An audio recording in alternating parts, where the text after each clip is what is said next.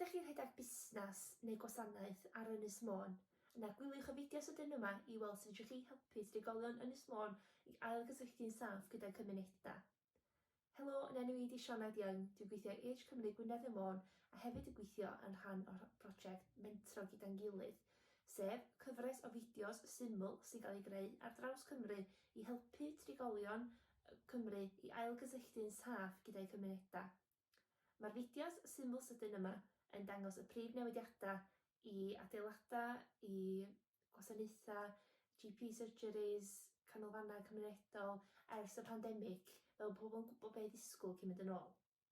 Os da chi'n rhedeg busnes neu gwasanaeth ar Ynys Môn, yna fysa ni'n rili gwerthfawrogi eich help chi wrth dynnu cwpl o luniau mwyn i ni chi creu fideo ar gyfer y prosiect yma.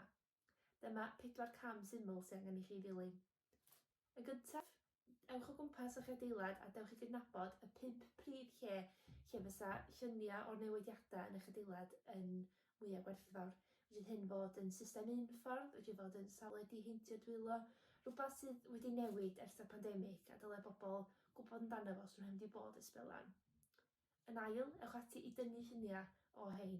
Tynnwch lluniau mor clir a posib, ceisiwch peidio mynd yn rhy agos fel bod pobl efo ryw fath o persbectif o lle yn yr adeilad mae'r lluniau. Swn i'n awgrymu tynnu lluniau o tua 5 lleoliad gwahanol, ond mae bosib i chi dynnu mwy na un llun o lleoliad mwyn cael amrediad gwahanol. Yn drydydd, sgwennwch sgript pwyntiau bilod rili syml ar gyfer bob un llun, jyst yn esbonio lle mae o ac unrhyw reola sydd yn gysylltiedig efo'r llun. Enghraifft, brais dilyn y system unffordd i fynd trwy'r drws allan. A yn olaf, gyrrwch y lluniau ag y pwyntiau bwled ata i yn Age Cymru Gwynedd y Môn, neu gynnwys manylion uchod, a fydda i mynd ati wedyn i greu fideo iddo chi. Fydd y fideo yn cael ei ddychwelyd iddo chi gael ei rannu efo pob, a hefyd fydd yn cael ei roi ar dudalen YouTube Mentro Gyda'n Gilydd Ynys Môn a gwefan Dewis Cymru mwyn i bob cael gweld.